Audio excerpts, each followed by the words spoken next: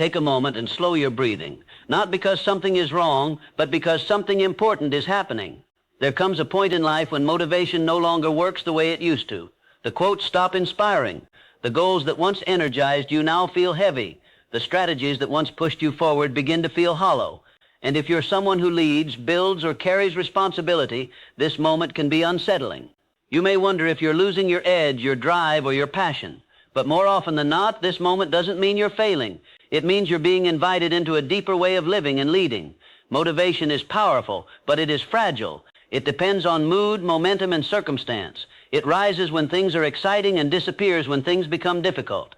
That is why motivation fails when life gets hard. Hard seasons don't respond to excitement. They require endurance. They require clarity. They require something sturdier than emotion. This is where inner strength begins to matter. Inner strength is not loud. It doesn't announce itself. It doesn't rely on constant reassurance or external validation. Inner strength is the quiet decision to continue when the emotional reward is gone.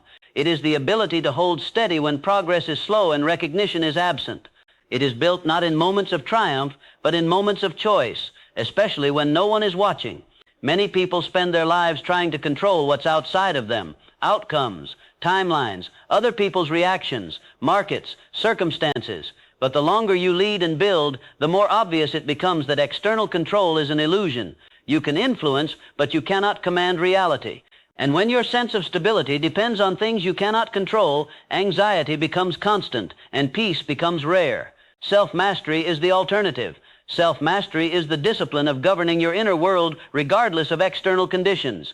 It is choosing your response even when you can't choose the situation.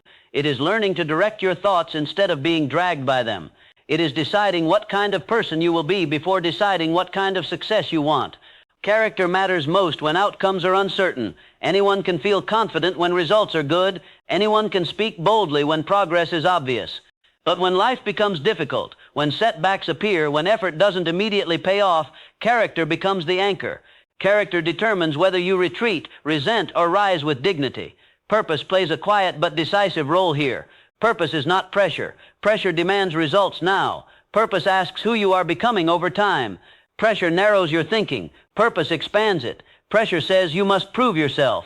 Purpose says you must be faithful to what matters. When you know why you are doing what you're doing, you don't need motivation to continue. You need discipline. You need alignment. You need a reason that survives discouragement. This is especially important for leaders and entrepreneurs. When others depend on you, your team, your family, your clients, your internal stability becomes a form of leadership. People don't just follow your decisions, they follow your emotional tone. Your calm under pressure gives others permission to remain steady. Your integrity under stress creates trust that no speech ever could.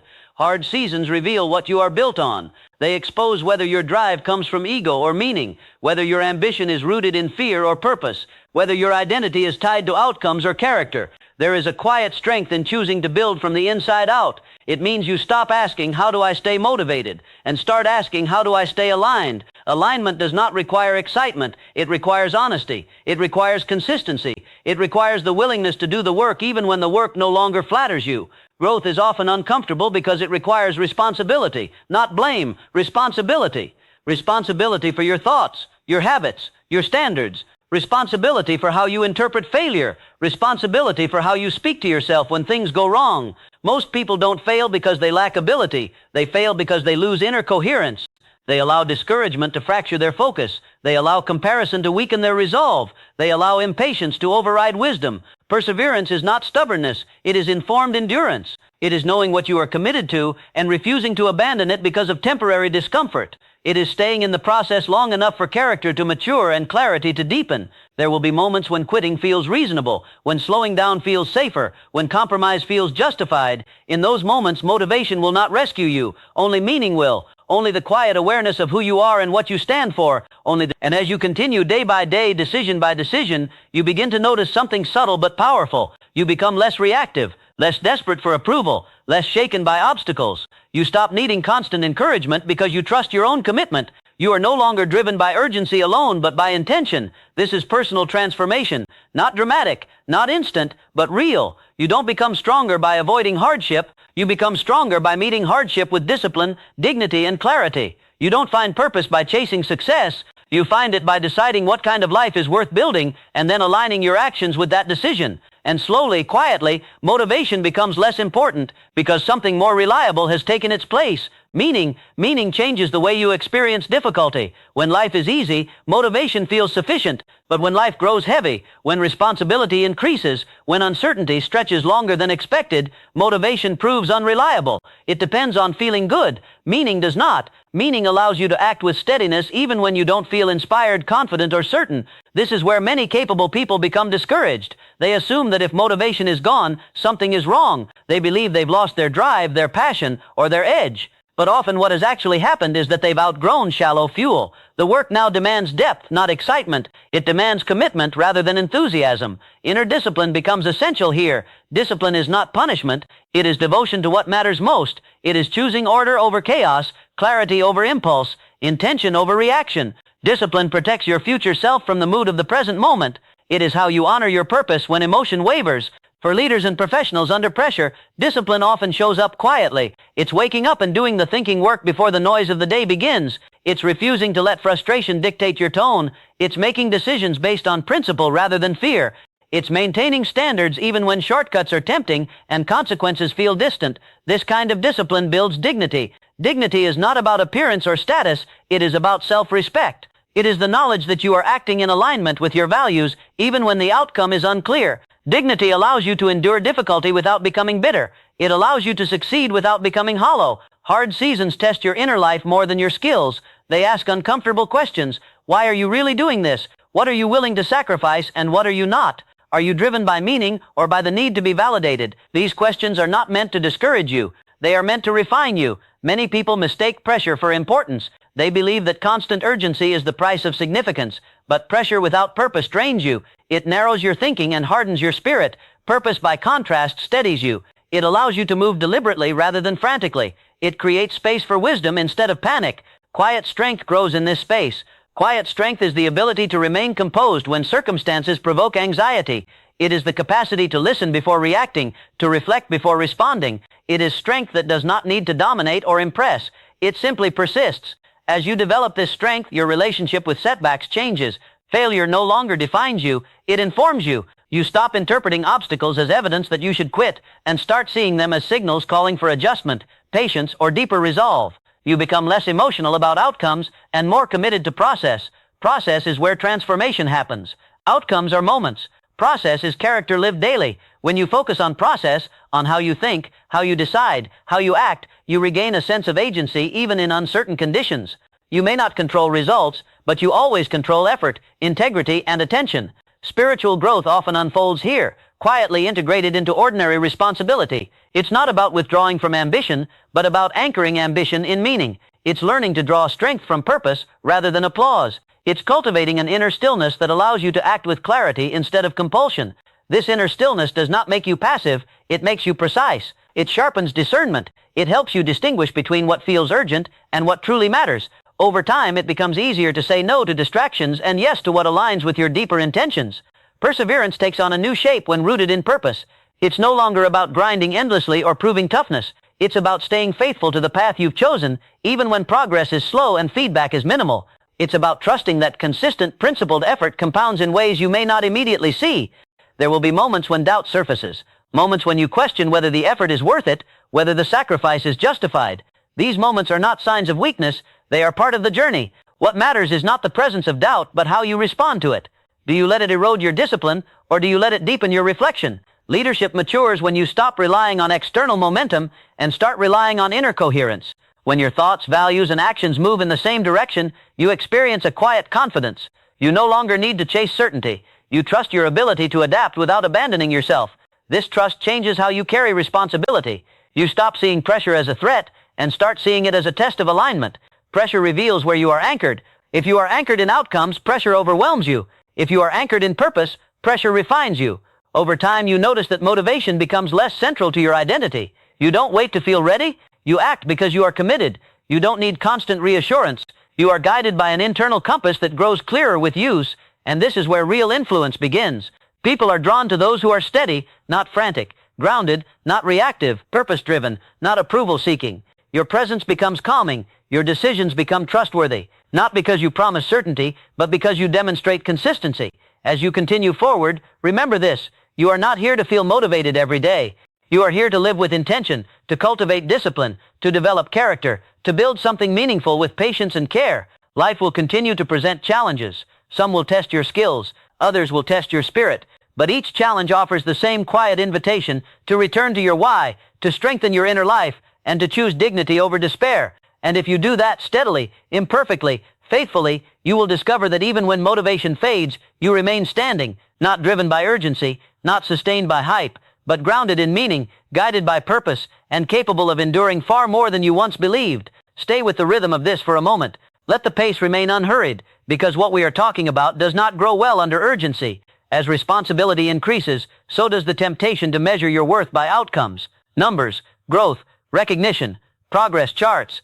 These tools are useful, but they are dangerous when they become identity. When results define you, every setback feels personal, every delay feels like failure, every obstacle feels like a verdict on who you are. This is why motivation collapses under pressure. Motivation was never meant to carry that weight. Inner strength comes from separating who you are from what you produce. You are not your latest win. You are not your worst mistake. You are the one who chooses how to continue after both.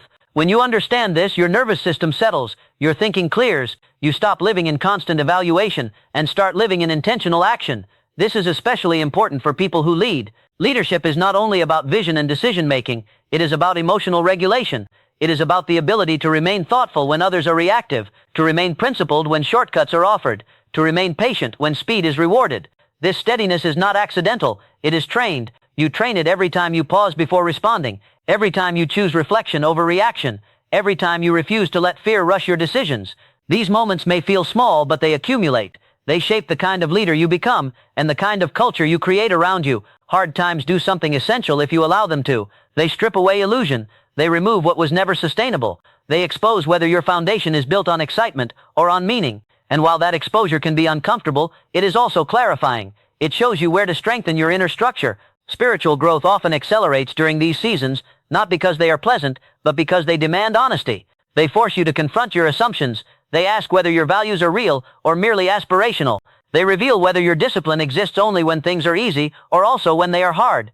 There is a quiet maturity that develops when you stop needing life to cooperate in order to remain committed. You begin to understand that perseverance is not about forcing outcomes, but about refusing to abandon your standards. You may adjust your strategy, you may revise your timeline, but you do not compromise your integrity. Integrity is one of the most underrated strengths in business and leadership. Not the kind displayed in speeches, but the kind lived in private. The kind that governs how you treat people when leverage shifts, how you act when no one is monitoring, how you speak when pressure tempts you to distort the truth. Integrity builds trust slowly, but it sustains influence long after charisma fades. Motivation often focuses on what you want to achieve. Purpose focuses on who you want to become. This shift changes how you experience effort. Effort is no longer something you endure until success arrives. It becomes part of the formation process. Each disciplined action becomes a vote for the person you are shaping. This perspective changes how you approach setbacks. Instead of asking, "Why is this happening to me?" you begin asking, "What is this shaping in me?" That question does not remove pain, but it gives pain direction. It transforms suffering from something meaningless into something formative. Leaders who endure well are not those who avoid struggle, but those who extract wisdom from it. They learn where they need to grow more patient, where they need to let go of control, where they need to strengthen boundaries, where they need to recommit to what matters most. Quiet resilience grows here, not the dramatic kind that seeks attention, but the steady kind that shows up again tomorrow, the kind that does not announce endurance but embodies it. Over time, this resilience becomes visible to others, even if you never speak about it. People sense it in how you carry yourself, how you handle uncertainty, how you remain grounded. As this resilience deepens, your relationship with time changes. You become less hurried, less frantic for immediate proof, more willing to let things unfold at a sustainable pace. You understand that meaningful work is rarely rushed, and that lasting success is built through consistency rather than intensity. This does not mean you lose ambition. It means your ambition matures. It becomes less about proving something and more about building something worthwhile, less about comparison and more about contribution, less about applause and more about alignment. Alignment is the quiet agreement between your values and your actions. When alignment is strong, you feel centered even when circumstances are unstable. When alignment is weak, no amount of external success brings peace. This is why so many people feel restless, even when they achieve what they once wanted. They reach the outcome without strengthening the inner foundation. Strengthening that foundation is ongoing work. It requires regular reflection, honest self-examination, the willingness to adjust course without abandoning purpose. It requires humility, the ability to learn without defensiveness, and to grow without resentment. This inner work is not separate from professional excellence. It supports it. It sharpens judgment. It improves decision-making. It increases your capacity to lead under pressure without burning out or becoming rigid. It allows you to sustain effort over the long arc of a career, not just during moments of excitement. When life gets hard, and it will, returning to your inner life is not retreat. It is preparation.